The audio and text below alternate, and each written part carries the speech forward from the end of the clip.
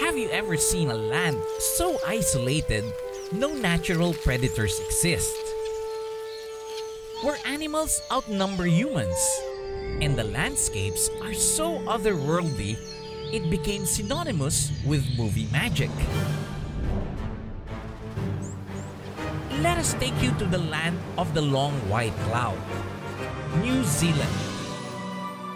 In this two-part adventure, I explore the myths and enchantment of the North Island before heading down to see the sublime natural beauty of the South.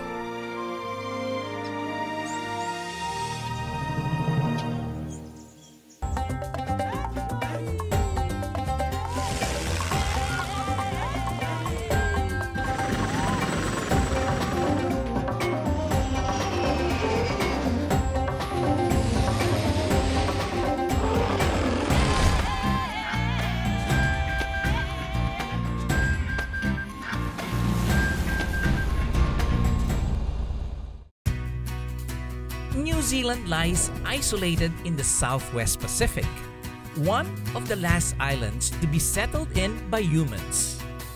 It is divided into two main regions, the North and the South Island. I began my discoveries in its largest urban area, Auckland. The area was first settled in by the Maori in the 14th century, with the Europeans arriving in the 18th century.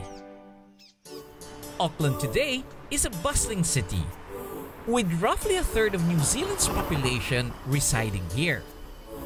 Auckland may not be the capital of New Zealand, but it's the country's financial center. With its beautiful coastline and harbor, it is said to be the third most livable city in the world. Auckland's harbors are filled with boats, with the highest rate of boats per inhabitant, earning it the nickname the City of Sails.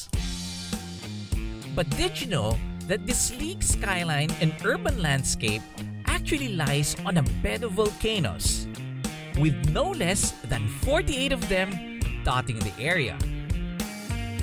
To find out more about it, I did not have to go far from the harbor to visit fellow pilot Chris at his seaplane base. Guten Morgen, Chris. Oh, hi, Joey. How are you? See you? Very well. Nice to see you. So I made it to New Zealand. I have a small present. Oh, wow, that's very kind. Thank you very much. It's a Joey. nice coconut liquor. Oh, wow. Winner of so many gold awards. Oh, wow, excellent. I will drink that happily tonight. After flying. After flying, yes. Thank you. Chris is from Germany, but has no doubt given in to New Zealand's charms, especially with the friendly business climate. His fleet includes some well-restored de Havilland beavers, including this one, which has some history attached to it. And the significance of that registration AMA is that it was the registration of the first flying boat that flew for the predecessor of Air New Zealand from Auckland to Sydney in 1940. Wow. And that flying boat was named Aotearoa, and so we named it Aotearoa 2 with the same registration as the... It's Roa, my family. Oh, it's Roa. Excellent, yeah. It means the white cloud. Yeah, exactly. Long white cloud, yeah. Do I get a chance to fly? Of course you can. So all our flights go out over the islands around Auckland, and Auckland sits on a saltwater volcano field. So we have about 48 volcanoes in the area. Chris introduced me to Mark, who will be flying with me that day. Mark started a radial engine to a nice rumble. Wow, sounds very good. For an almost 60-year-old aircraft, the interior looked very well maintained. I like the aircraft, the way you've restored it. Everything looks good, huh? Oh yeah, it's a clean airplane. Yeah, it's very clean and it's very low torque. We taxied out into the middle of Auckland's harbor, enjoying the views of yachts and the city skyline. I was amazed at how smooth the radial engine was, even on idle. And it does take off and land in short field, right? Oh yeah, it's pretty good on the short field, yeah. Before takeoff, Mark deploys the flaps by pumping the hydraulic lever. with the ailerons dropping as well, giving the aircraft a good stall capability. As we lifted off, it seems like a miracle that such a big, heavy plane could get off the water so quickly.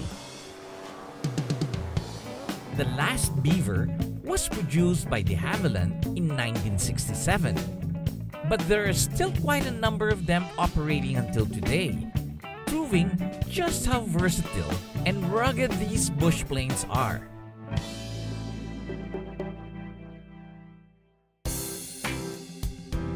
We flew over Auckland's landscape, which is actually a volcanic field dotted with craters and cones, if you can spot them. The mounts on the left are 3 volcanoes: Mount Victoria, Cabria, and North Head. We then headed for Rangitoto Island, formed only 600 years ago. The whole island itself is a volcano, making it Auckland's biggest. Though the existing volcanoes are dormant, the pool of magma underneath Auckland is still active, which can come up and form new volcanoes anytime.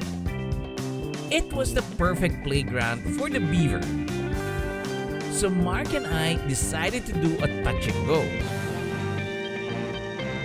The floats touched down softly, skimming the waters before we were up again. Good one. After enjoying the sights, we then headed back to the harbor. With the Auckland Tower at eye level and sweeping over thousands of sails, flying in this iconic aircraft is indeed the best way to see the city.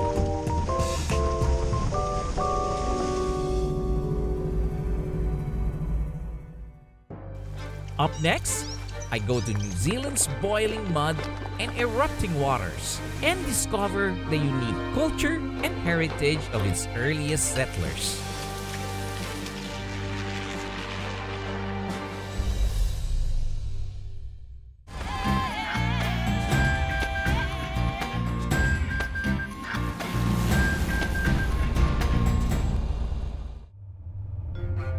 In many ways, New Zealand is a very young country. Geologically, it was formed much later than other lands. That its present form is only 10,000 years old. You can say that it's still a big work in progress, and its volcanic activity continues to shape the young land. The North Island is the center of these geothermal processes, and I found myself in the Taupo volcanic zone in Rotorua to learn more.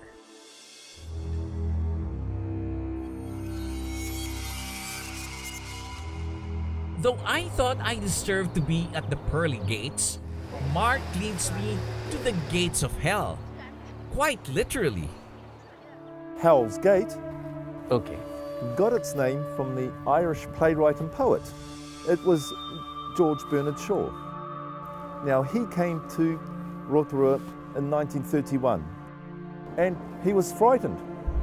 He was actually scared because he was an atheist. He thought that the theologists were right and he was wrong, that there was a hell and he was actually here.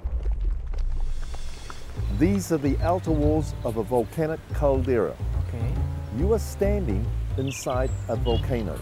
So if you have a red hot element and put a pot of water on it, that's exactly what's happening beneath us, but on a massive scale. So do we get cooked while we're walking? If you stand in one place for too long, you may cook. Okay. We went around the huge park, set on 50 acres of steaming hot springs and boiling and bubbling mud pools. The smell of sulfur hung thickly in the air. For more than 7 centuries, Tikitere, or Hell's Gate, has been a sacred place of healing for the Maori. The geothermal mud is said to treat ailments from rheumatism to burns and helps rejuvenate the skin. past the swirling steam from pools with temperatures of more than 100 degrees centigrade, Mark leads me to another side of the park for a short bushwalk. We're not going to walk very far through here, and something unusual is going to happen. Uh-oh, I don't like unusual things. It's okay, you're not going to disappear. Okay, let's see. As we enter the canopy of trees, something unusual did happen. The colors have changed. Try smelling. Can you smell the sulfur now? Not anymore. Exactly, the trees are absorbing the gas. Yes, that's So why. not only can you smell the trees absorbing the gas, you can actually see it. Mother Nature doing her work. That's right. It was interesting to see the forces of nature at play in one area. I also got to see the endemic silver fern, an important symbol for New Zealand. The koru, or spiral shape it takes as the frond unfurls, is seen in a lot of Maori art. The Maori are New Zealand's indigenous people who came to these lands 1,000 years ago from Polynesia. The North Island is made up of a big population of Maori, and I was welcomed by the Te Arawa tribe into their ancestral lands in Tepuia. Meeting the Te Arawa tribe, I first had to do the Maori greeting of hongi, or pressing noses. Then the pufidi, or traditional welcome, began. It was originally used by the Maori to find out the intentions of newcomers. One of the warriors comes out and advances cautiously towards the guest. He performs threatening gestures to show his might as he lays a peace offering of leaves on the ground.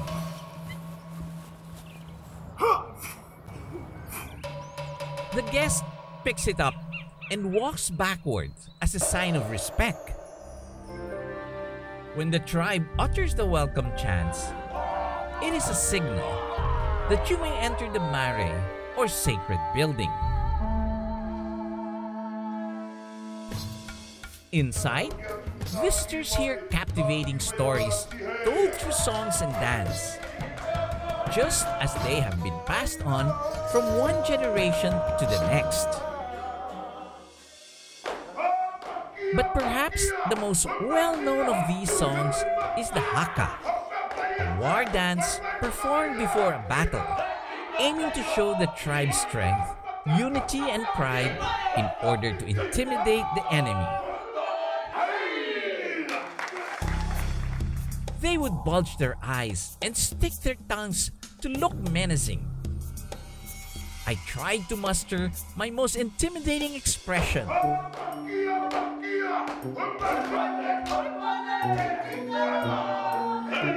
but only managed a funny face. The Maori seem to like this expression very much, as seen in many of their carved art.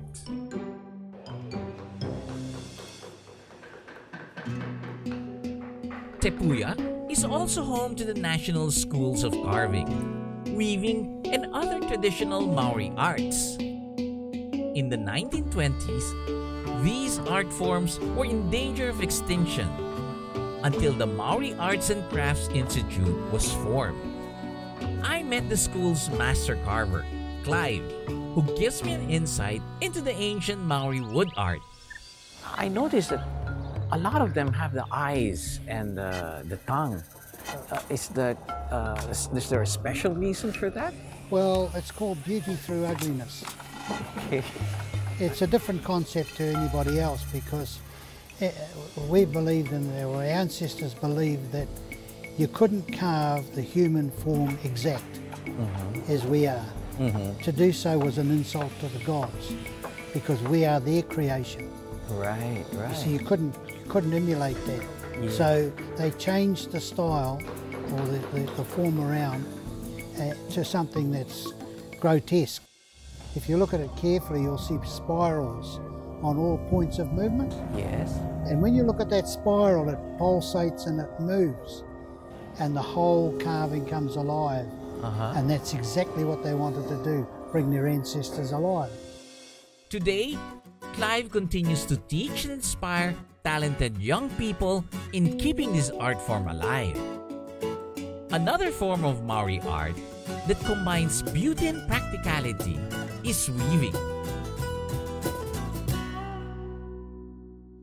Is weaving a part of Maori culture? Very much. Very much. It was what we had to clothe ourselves, to gather our food. Everything was done for the weaving, the practical part of our culture. So is it a certain type of plant like this? We have harakeke, that's what this leaf is. Yes. So this is one of these. Oh, it turns into this. Yes. Do you include any other materials like feathers? Feathers, definitely we incorporate feathers. At one time, New Zealand only had birds. There was no other skinned animals or anything. Right. Birds was plentiful. Yes. So they'd eat the bird and use the feathers to decorate their clothing. Okay, so how does one do this? I noticed you had a shelf. It is a mussel shell. Yes. These, some people think they're big mussels, but here this is an average size mussel. Yes. It just lifts the fleshy part off the fibre. See that? Yes. And how we spin it into rope. Shall I show you that too? So by using the bare leg. My legs are not so nice. They're too hairy. You You think? need no hair, it'll be too sore. Yes, I thought so. So it's not meant to be for men to do this? Well, no, we do have men weavers, but they use another part of their body to, like on the foot. I see, yes. I was amazed by the complexity of designs and patterns created by the weavers, which I am told also carries their own stories. Before I explored the rest of Tepuia's geothermal landscape, I could feel my stomach rumbling like a volcano. Huya briefs me on how lunch is prepared here. What we're going to do is we're going to put our food so we can prepare it to be cooked down in the steam box. So this is like traditional hanging? Yeah, cooking by steam. Steam. Yes. Okay. I get a little bit carried away, filling my tin box, before it was taken to one of the pits, where heated rocks cooked the meal buried inside. A short while later, the box was ready to be opened. It's a good way of cooking, huh? Huia happily joins me for lunch. You got two and I got only one. That's because look at my girth and look at yours. Well, let's go for it then. It was traditional cooking at its finest, the way the Maori prepared their meals on these ancient lands. After a hearty meal, I walked around Tepuia's awe-inspiring landscape of billowing steam and boiling pools. But what I was hoping to catch a sight of is the mighty Pohutu geyser in action. The largest active geyser in the southern hemisphere, it reaches up to heights of 100 feet. It let out a powerful stream for over 30 minutes. Truly an incredible display of nature's unrelenting power.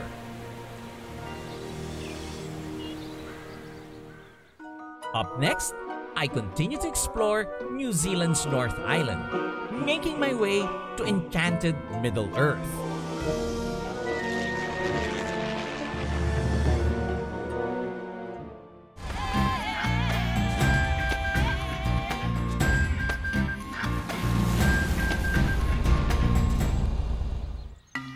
New Zealand's North Island has amazed me with its rich heritage and fiery landscapes. This time, I'm about to see more of its magic. From Rotorua, I made my way to the lush hills of Waitomo. Hidden beneath this forest is an underground world waiting to be explored. I met with Logan just outside the Ruakuri Cave. Welcome to Ruakuri Cave. It means the den of dogs. Den of dogs. Yeah, we're not going to see any dogs. The old den of dogs was known about for 400 years, but they didn't come into the cave or go exploring until 1904. Yes. But the main thing is we're going to go and see some glowworms. We're going to get very close to some of the best glowworms around. Well, I'm excited to see them. All right, got your helmet? No, you'll be all right. I'm a hard head, so Yeah, I'm okay. good. Once inside, we went down a spectacular spiral entrance to the bottom where the tunnels begin. We were greeted by magnificent limestone formations, stalactites and stalagmites. We marveled at the delicate folds of curtain-like flowstones and saw popcorn-like cave corals, showing the many different ways nature decorates the bare walls of a cave. We've got silt deposits in the wall here, traced back to different volcanic eruptions. So it's like an archive, you know, it can give you a lot of information about what was happening many thousands of years ago. The cave used to be part of the sea, and fossils of shells can still be seen in the rock. And in this dark and desolate place, you would think that life would not exist. But it does. It's like looking at a starry sky in the dead of the night. But these pinpricks of light are actually carnivorous creatures, ready to feed on their next victim. So the light that you see is just on the tail of the glowworm. The glowworm itself can grow to about the size of a matchstick. Okay, 2 inches. The glowworms are the larvae of fungus gnats or flies. If you look closely, they produce a silky thread to catch insects for food. And there's enough life for inside a cave for them to have a meal. Yeah, it's surprising that there is plenty of food down here. It seems like there's nothing here, huh? That's right, but you hear the water. Yes. There is life in the water. There are always aquatic insects down there. Okay. And some of those will hatch, grow wings and head towards life.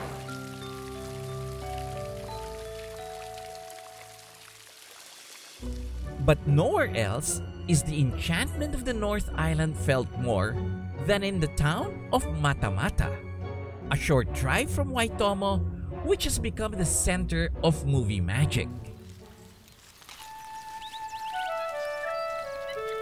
New Zealand's vivid scenery became the mythical lands of Middle-earth on the big screen.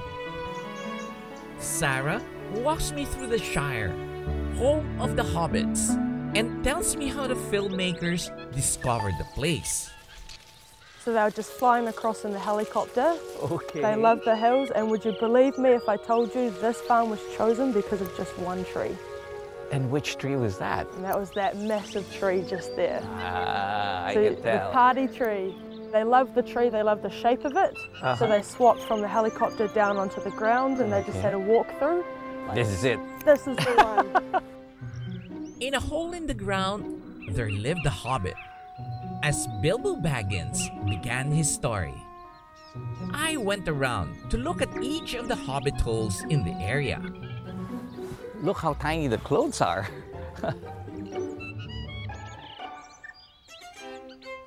These houses make me feel very tall. When they got here, the set decorators felt that the location was so perfect, it seemed like the hobbits did the excavations themselves. The hobbit left some food. I'm a bit embarrassed to take it though. What a nice looking place, huh? Better not disturb him. The filmmakers brought in all these plants to make one feel like you're in England. It was being in a mythical world, and yet it felt so real. It wouldn't surprise you if a hobbit came and greeted you good morning. You can admire the level of detail that they've placed in these hobbit houses. There's 44 of them made for the film, and each would depict the profession of the hobbit. Fisherman, beekeeper, painter, and even wealthy landowner. Or I could be a carpenter or a furniture maker. The buildings are now constructed with permanent materials, which the filmmakers and local tourism office hope would last for decades to come. How did it change the whole community? I mean, it was basically a farming community. Yeah, not much happened in sleepy little Matamata, which is the nearest township. Just changed forever. The population's gone up. You know, everything, businesses are booming, and it's just fantastic. The movies keep coming out, and people keep wanting to see Hobbiton. Because why wouldn't you? In the words of Bilbo Baggins, this is a hobbit home, and that means good food, a warm hearth, and all the comforts of home.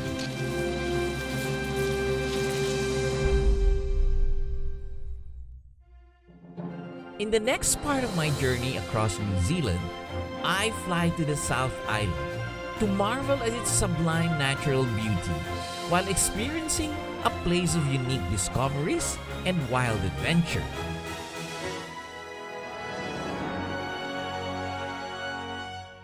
This has been your captain, Joy Roa. See you in the next Asian Air Safari.